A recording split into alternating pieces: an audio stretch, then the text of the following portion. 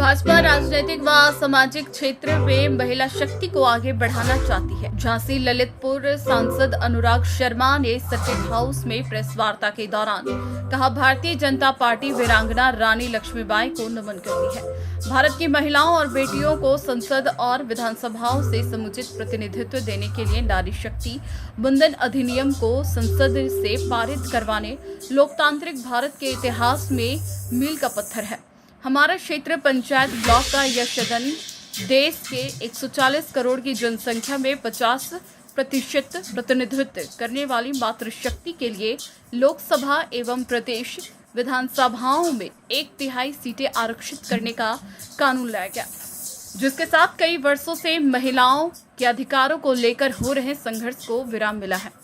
हमारे संविधान निर्माताओं ने सुनिश्चित किया कि देश में महिलाओं को वोटिंग का अधिकार मिले और वे चुनाव में सक्रिय रूप से भागीदारी भी ले सके।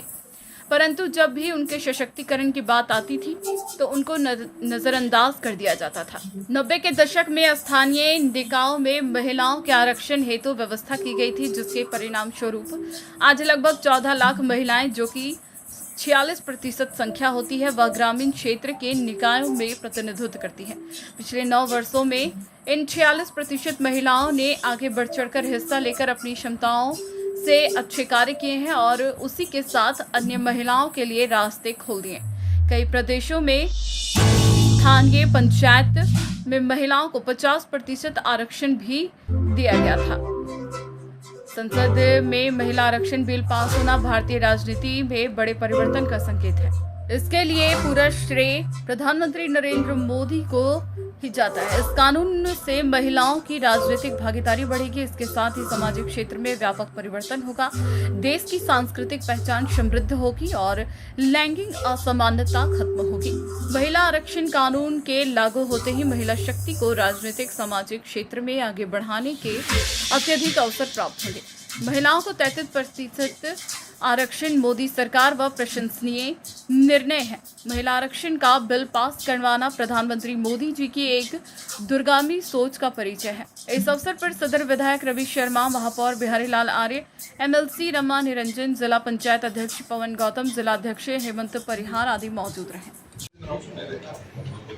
अगले दिन की सुबह से हाउस चलने से 1 घंटा पहले वो हाउस में आ गए, जिस दिन राज्यसभा में जाता और लोकसभा साइमल्टेनियसली चलाते रहे कि अगर किसी वजह से राज्यसभा में किसी ने भी प्रपोज किया या अमेंडमेंट लाए तो हम वापस इसको उसी दिन फिर से लोकसभा में एक्सटेंड कराकर तो लोकसभा उस दिन राज्यसभा के बाद तक 11:30 बजे रात तक चलती है। कि कुछ भी अमेंडमेंट अगर आएगा, प्रधानमंत्री जी का इतना कमिटमेंट था इस बिल के लिए कि एक बार ये ऐतिहासिक बिल जिसमें कुछ ही सालों में आप देखेंगे कि हिंदुस्तान की महिलाएं वैसे भी हमको इतना गर्वान्वित करती है और आगे कितना बढ़ के आ जाएगी। और मैं अगर आपको 2 आंकड़े और दे देता हूँ अपने खुद के अनुभव से। 2 साल पहले जब मैं हैलिफैक्स गया था, 1 साल पहले CPA की मीटिंग थी, तो वो इंटरनेशनल बॉडी कॉमनवेल्थ ने डिसाइड किया था कि इसमें भी बहुत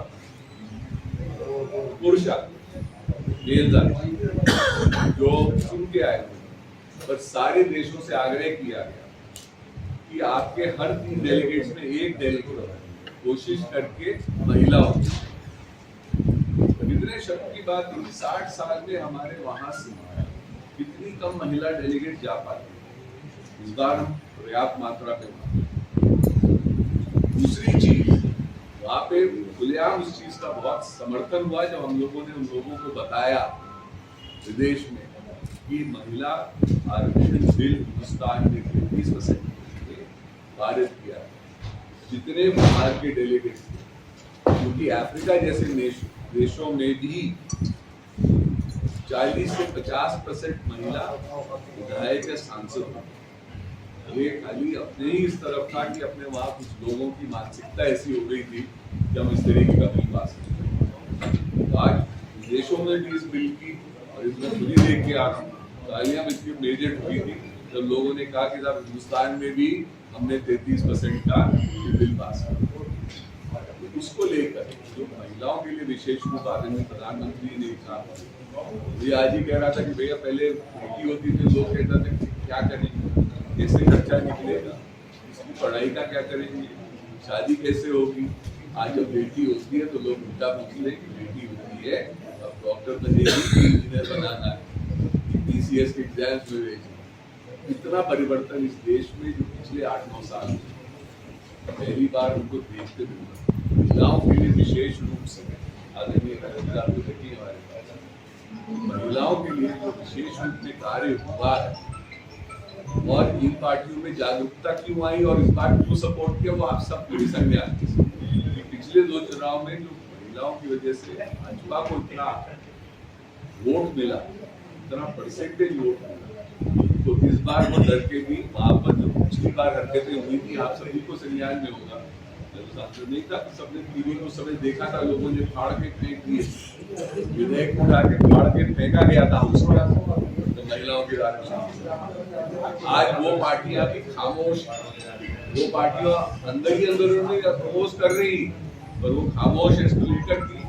और कांग्रेस को ये हाल है कि वो कहने लगे कि नहीं बिल्कुल तो सोचिए हमारी महिलाओं से और भी जो चीजों की चर्चाएं हैं, महिलाओं के विशेष रूप से जो भाजपा कार्य कर रही है और महिलाओं की आवाज सुनना, महिलाओं के बारे में उनसे उनकी चीजों के बारे में राय लेना, उस पर सम्मेलन किया जाएगा। लक्ष्मी गार्डन में सम्मेलन है और तकरीबन 2 बजे इसको 13 तारीख को और हमारे वहाँ स्टेट से उत्तर प्रदेश सरकार से आदरणीय कोई मंत्री जी इस सम्मेलन को संबोधन करने आए।